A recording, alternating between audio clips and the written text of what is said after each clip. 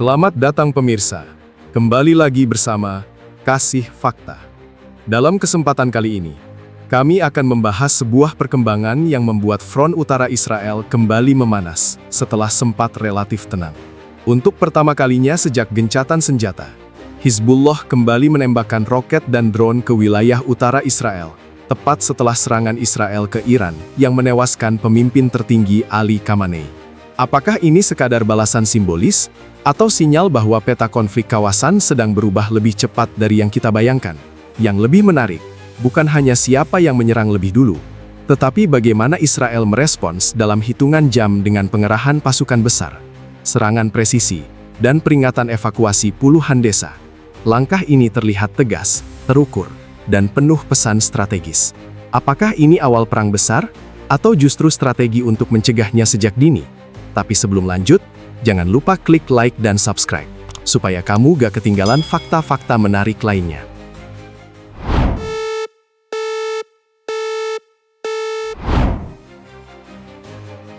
Pada 28 Februari 2026, dinamika kawasan Timur Tengah berubah drastis.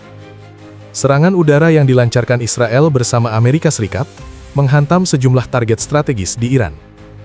Operasi itu dilaporkan menewaskan pemimpin tertinggi Iran, Ayatollah Ali Khamenei. Informasi tersebut dikonfirmasi otoritas Iran pada 1 Maret 2026.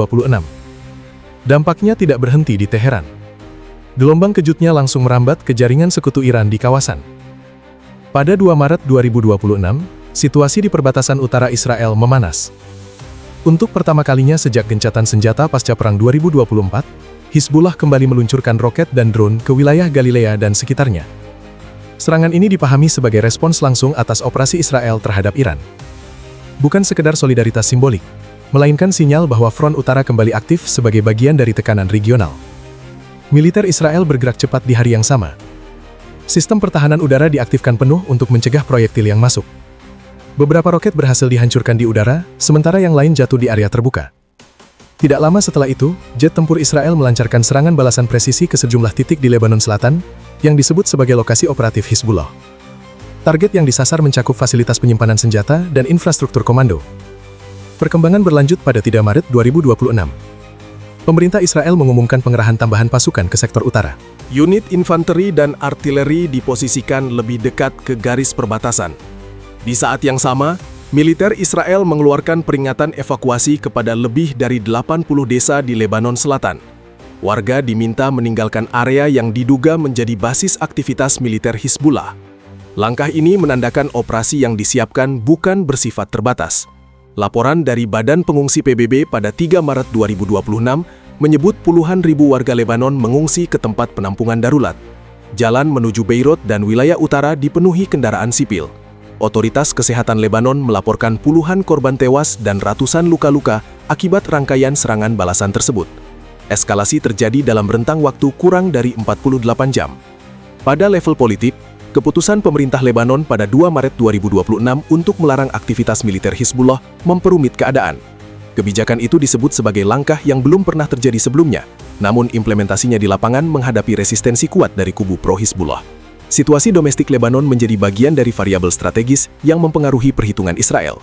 Di sisi lain, pernyataan Perdana Menteri Israel pada awal Maret 2026 bahwa perang melawan Iran tidak akan berlangsung bertahun-tahun menunjukkan adanya kerangka waktu yang dipertimbangkan secara matang. Dalam konteks tersebut, setiap serangan dari Lebanon diperlakukan sebagai ancaman yang harus segera dikendalikan agar tidak berkembang menjadi front permanen. Front Utara kembali menjadi titik tekan yang menentukan keseimbangan kawasan.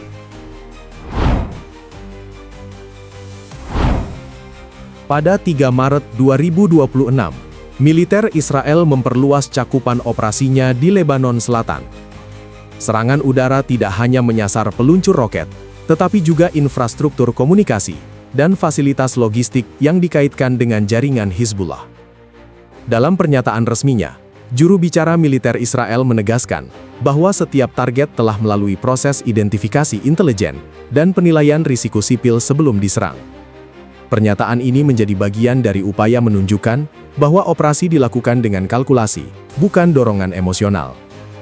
Di waktu yang sama, pengerahan pasukan darat menjadi sorotan. unit cadangan dipanggil dan dikerahkan untuk memperkuat garis pertahanan di wilayah utara Israel. Artileri berat ditempatkan di beberapa titik strategis yang menghadap langsung ke Lebanon Selatan.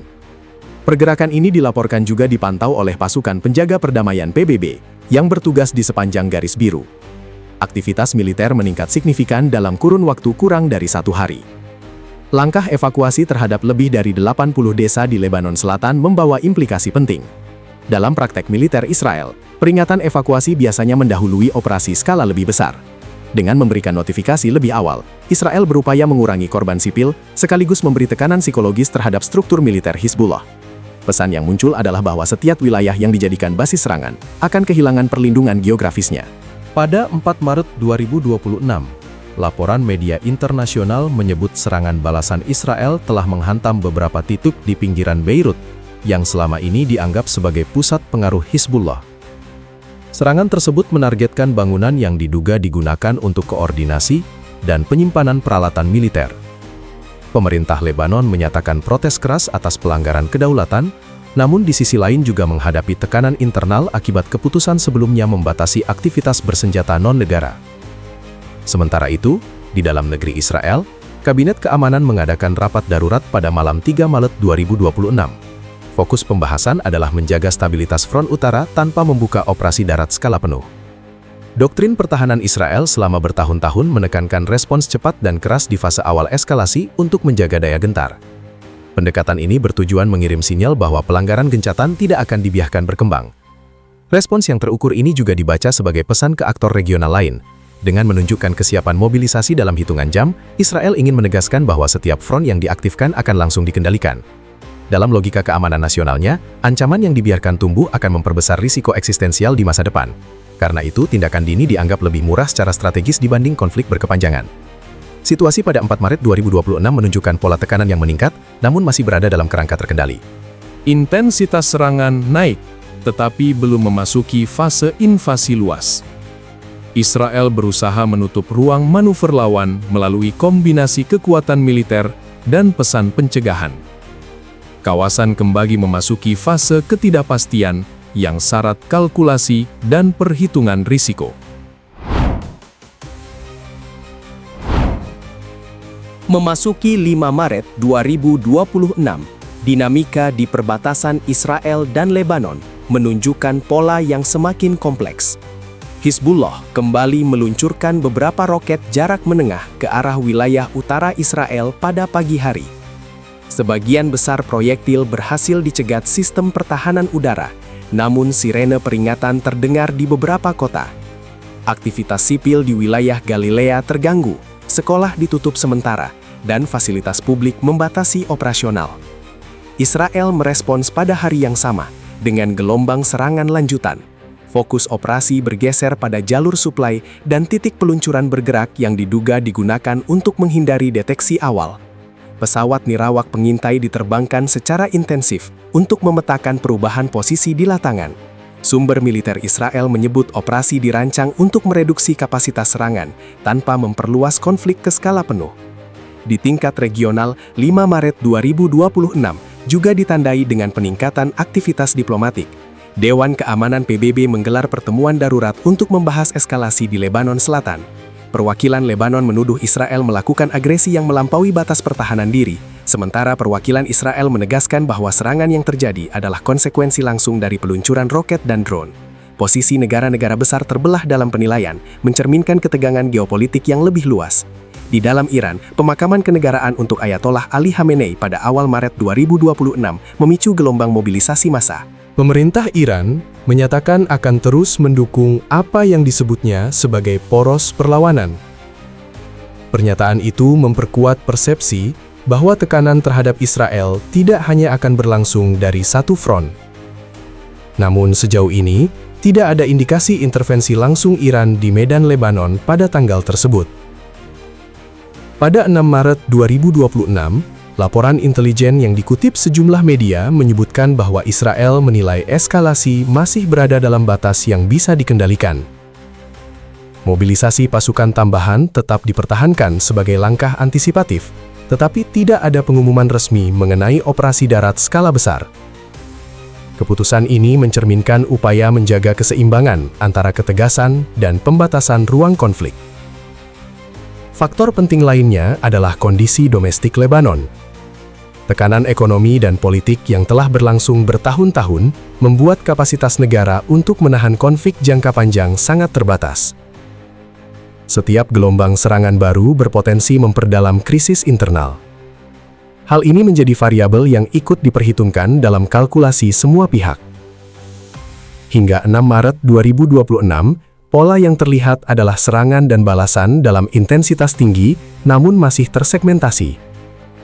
Tidak ada deklarasi perang resmi, tidak ada invasi besar-besaran, tetapi juga tidak ada tanda meredanya ketegangan secara cepat. Kawasan bergerak di garis tipis antara eskalasi terkendali dan konflik yang lebih luas. Setiap keputusan taktis di lapangan membawa konsekuensi strategis yang dapat mengubah keseimbangan dalam hitungan jam. Peristiwa yang terjadi sejak akhir Februari hingga awal Maret 2026 menunjukkan betapa cepatnya keseimbangan kawasan dapat berubah. Serangan, balasan, dan pengerahan pasukan bukan sekadar rangkaian aksi militer, melainkan bagian dari perhitungan strategis yang saling menguji batas. Setiap langkah diambil dengan kalkulasi, setiap respons membawa pesan, dan setiap keputusan memiliki dampak yang melampaui garis perbatasan.